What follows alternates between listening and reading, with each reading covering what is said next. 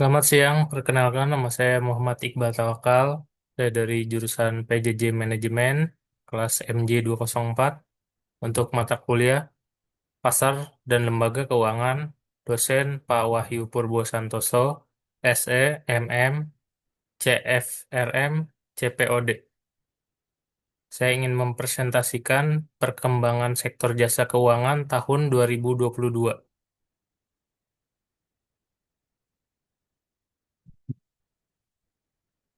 Pasar modal, indeks harga saham gabungan tanggal 30 Desember, keterangan kenaikan sebesar 4,09%, yang berarti dari awal tahun hingga tanggal tersebut,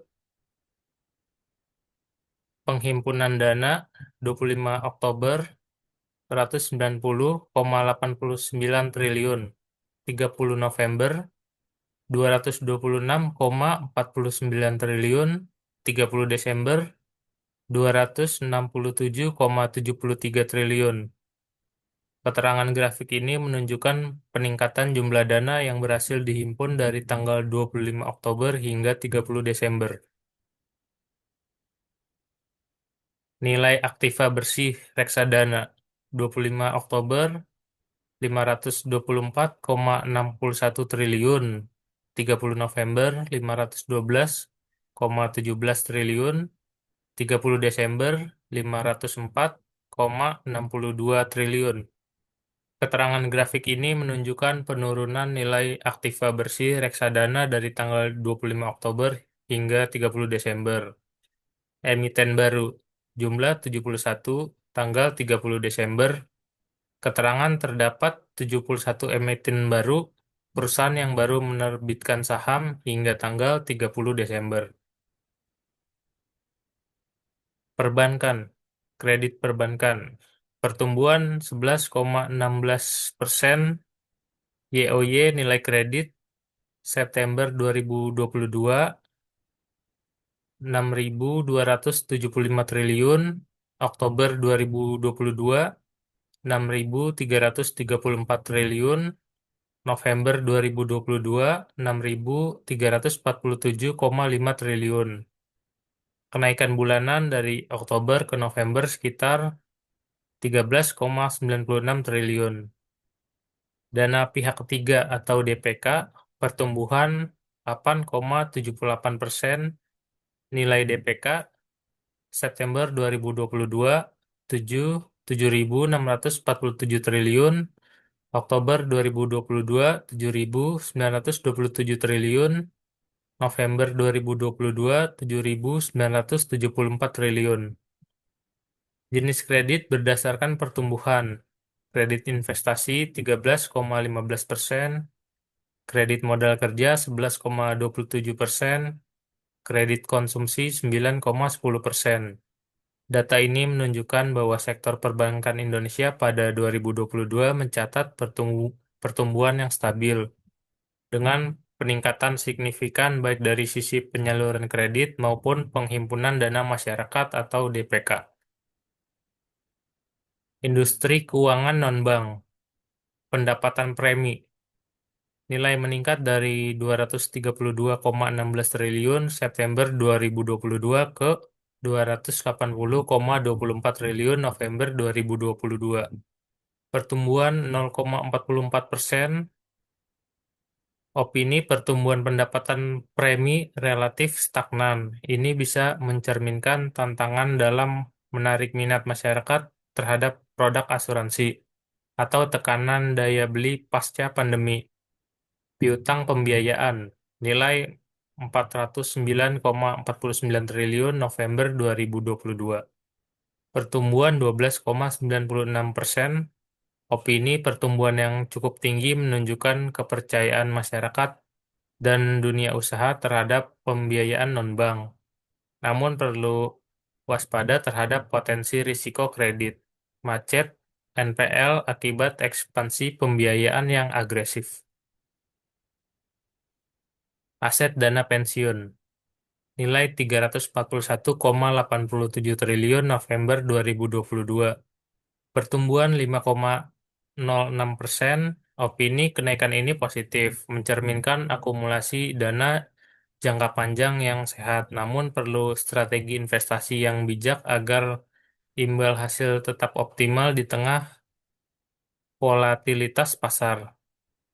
Fintech P24 P2P Lending nilai 50,30 triliun November 2022.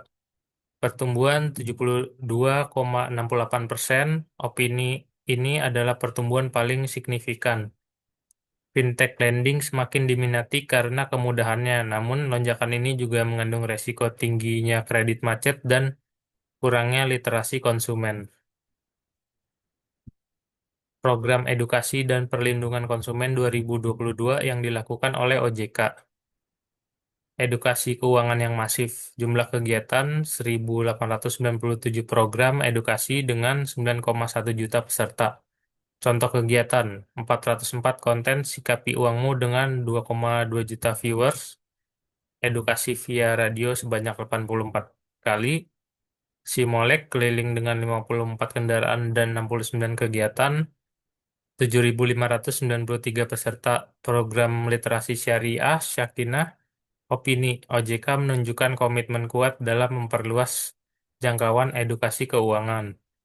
Pengguna berbagai media, konten digital, radio, event keliling, memperkuat efektivitas literasi. Namun, tantangan ke depan adalah memastikan edukasi ini berdampak nyata terhadap perubahan perilaku keuangan masyarakat. Bukan hanya sekedar partisipasi, peningkatan inklusi keuangan, pencapaian signifikan 7 juta rekening baru pada bulan inklusi keuangan, 738.853 rekening program Kejar Kreasi Muda, 158 rekening dari IB Vagansa, inklusi keuangan syariah. Opini program inklusi keuangan semakin terstruktur dan membuahkan hasil konkret berupa pembukaan rekening baru, terutama di kalangan generasi muda. Perluas akses keuangan daerah melalui TPA-KD. Jumlah TPA-KD 482 tim dengan 1.360 program kerja, program unggulan, kredit melawan rentenir 25,6 triliun untuk 984.000 debitur. Kejar, satu rekening, satu pelajar. 52,4 juta rekening, 29,2 triliun. Si muda, 584.000 rekening, 1,8 triliun. Opini program-program ini menunjukkan keberhasilan OJK dalam mendorong inklusi keuangan ke kelompok rentan seperti pelajar, mahasiswa, dan pelaku usaha mikro. K atau PMR sangat strategis dalam memutus ketergantungan masyarakat terhadap rentenir. Kejar dan Si Muda juga berperan penting dalam membangun kebiasaan menabung sejak dini. Penanganan pengaduan konsumen. Total pengaduan 14.764. Perbankan 7.419 pengaduan, IKNB 7.252 pengaduan, pasar modal 93 pengaduan. Opini tingginya jumlah pengaduan, terutama di perbankan dan IKNB, menunjukkan bahwa masih ada kesenjangan dalam pelayanan dan pemahaman produk keuangan. OJK perlu memperkuat pengawasan dan meningkatkan kanal resolusi sengketa secara efisien dan ramah konsumen.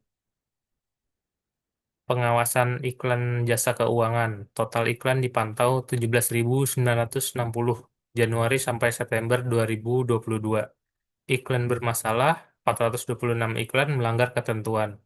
Tindak lanjut surat pembinaan dan perintah penghentian oleh OJK. Opini pengawasan iklan menunjukkan peran aktif OJK dalam melindungi masyarakat dari informasi menyesatkan. Mengingat semakin masifnya promosi produk keuangan, terutama digital atau fintech, pengawasan ini perlu ditingkatkan termasuk di media sosial. Kebijaksana Kebijakan OJK di sektor jasa keuangan tahun 2022 yang mencakup berbagai langkah strategis untuk menjaga stabilitas sektor jasa keuangan serta mendukung pemulihan ekonomi nasional. Berikut ini adalah poin-poin utama. Mitigasi risiko eksternal, kebijakan mendukung pemulihan ekonomi nasional, penguatan infrastruktur sektor jasa keuangan, penguatan pengawasan pasar dan sektor keuangan, penegakan hukum, peningkatan governance, literasi dan inklusi keuangan, serta perlindungan konsumen. Survei SNLIK 2022 menunjukkan peningkatan literasi keuangan, program edukasi seperti desa, dukungan inovasi keuangan digital. Jelaskan secara singkat bagaimana kondisi pasar modal di Indonesia berdasarkan infografis tersebut. Di tahun 2022, jumlah investor pasar modal telah mencapai 10,31 juta investor, yang merupakan milestone baru bagi industri pasar modal. Dukungan kemudahan masyarakat mengakses instrumen pasar modal dan perluasan kanal distribusi terutama secara digital mendukung lonjakan. Pertumbuhan investor sebesar 37,68%. Emiten baru tercatat sebanyak 71 emiten yang merupakan rekor tertinggi jumlah emiten baru.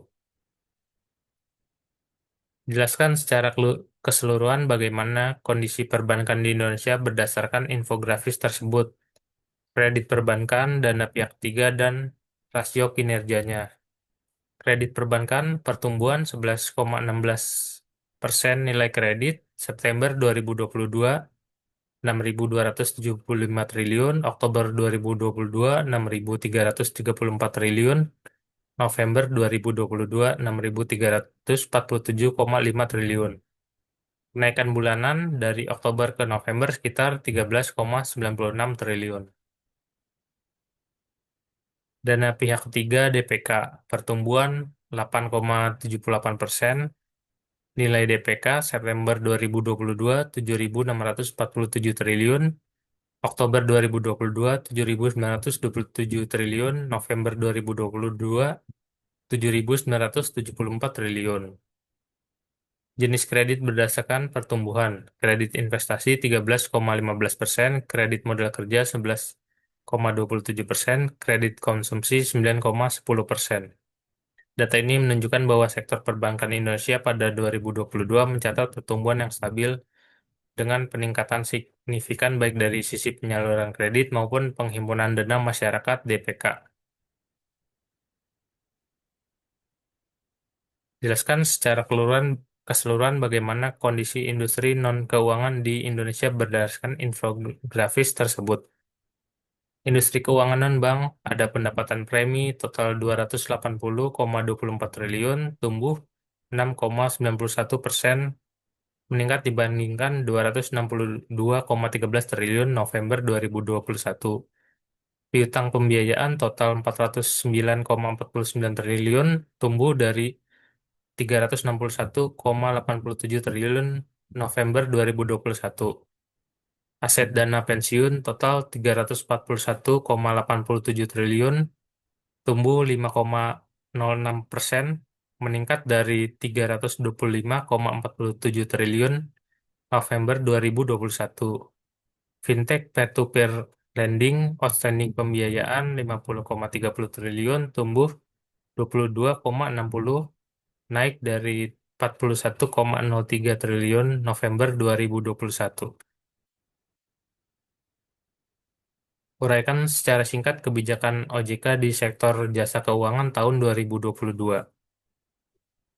Mitigasi risiko eksternal menjaga stabilitas sektor jasa keuangan dari tekanan global, kebijakan mendukung pemulihan ekonomi nasional, penguatan infrastruktur sektor jasa keuangan, penguatan pengawasan pasar dan sektor keuangan, penegakan hukum, peningkatan governance, penguatan sistem pelaporan dan anti korupsi, literasi dan inklusi keuangan serta perlindungan konsumen, dukungan inovasi keuangan digital.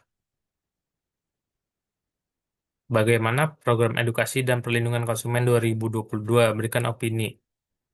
Edukasi keuangan telah menjangkau 9,1 juta peserta melalui 1.997 kegiatan. Ini menunjukkan usaha masif dalam meningkatkan kesadaran masyarakat terhadap pengelolaan keuangan yang baik. diversifikasi program. OJK tidak hanya fokus pada edukasi konvensional, tapi juga menyasar segmen khusus seperti santri, pelajar, dan penyandang disabilitas.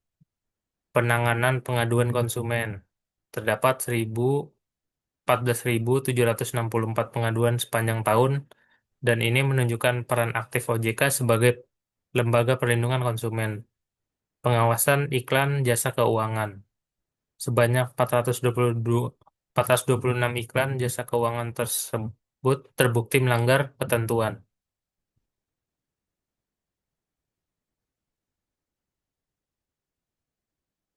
Terima kasih. Demikian presentasi dari saya. Selamat siang.